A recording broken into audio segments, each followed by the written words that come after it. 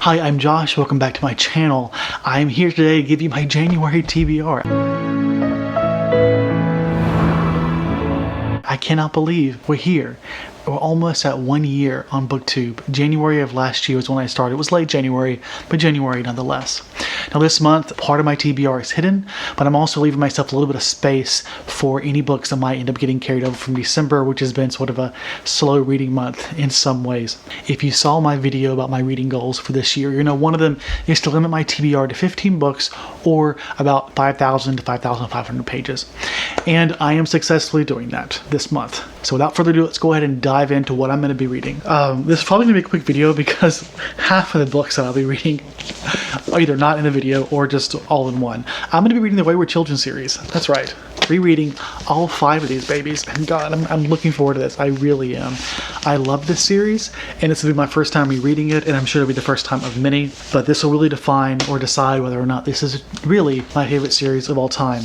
And of course, in addition to reading these first 5 books, I will also be reading the newest book in the series, which is Across the Something Field. I don't remember, but the audiobook on Audible says it's 7 hours. I don't believe that's possible. That's literally twice as long as the rest of these, and the page length on Goodreads isn't that long. So I'm thinking that must be wrong, but I'm praying it's not, because 7 hours of Wayward Children audio, that's what I want in my life. So that is the first part of my TBR. Next, let's go ahead and dive into the rest of the physical books on my TBR. We have The Hole by Hae-young Pyeon, and this is a translated horror work that I've heard mixed reviews about, but I am still hopeful for it regardless. I think it might be sort of a zombie book, I'm not quite sure.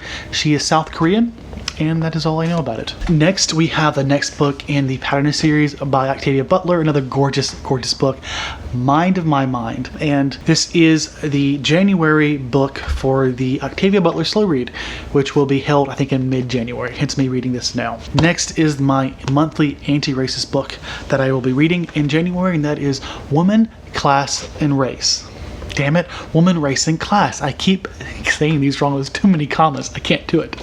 And I'm really excited to get to this. This will be also my designated slow read, which wasn't exactly a goal that I made note of, but I am trying to make room for myself, which part of the reason I want a smaller TBR is so that I have room to let myself slowly read through some books. And this one is one I'm hoping to slowly read through. My goal is to sit down, read through the book by hand, instead of using either an audiobook, which this is not on audio, or an ebook, text-to-speech reader on my Kindle, which is what I do oftentimes as well. So the goal is just like to slowly appreciate this. We'll see if that works. Every time I try to do a slow read, I struggle because I tend to procrastinate and listen to other books instead and end up just speeding through it on my Kindle anyways. So we'll see if we're able to push through this.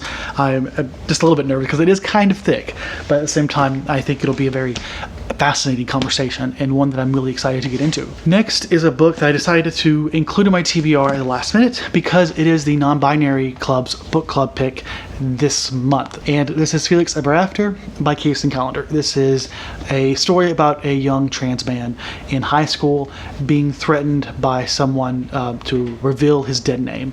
And I'm a little worried just because it's YA and I'm a little picky when it comes to YA writing, but I still think it'll be a very interesting conversation that's going to be had, regardless of if I'm a big fan of the writing style. Next is my designated thrillers, sort of, if you call this a thriller. I don't know, I had it in my thriller list. Maybe it's more of a contemporary.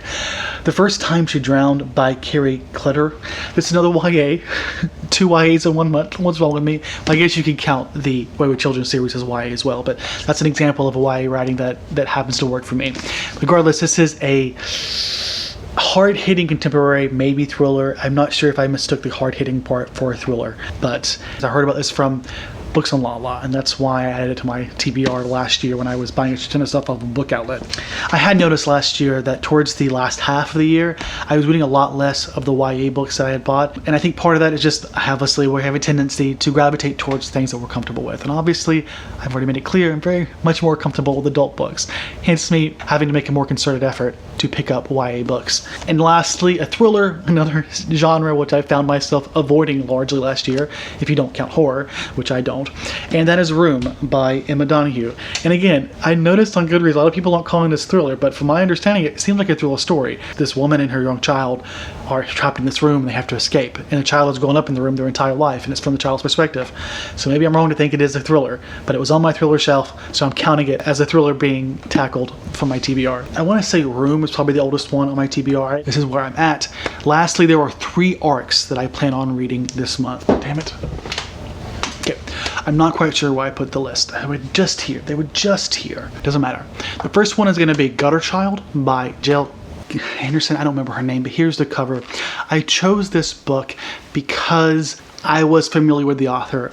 During Canada Reads, she hosted a series of post-debate discussions on her Instagram, and I found myself, after each debate, eager to go there and hear her thoughts on the books. Canada Reads is a yearly competition where 4 Canadians will pick a book they think that all Canadians should read, and then they'll have a national debate on CBC Radio and CBC TV, or whatever. And after those debates back in March, well, I guess they were pushed back because of the pandemic to July, but she held these discussions where she talked about how she thought the debaters did.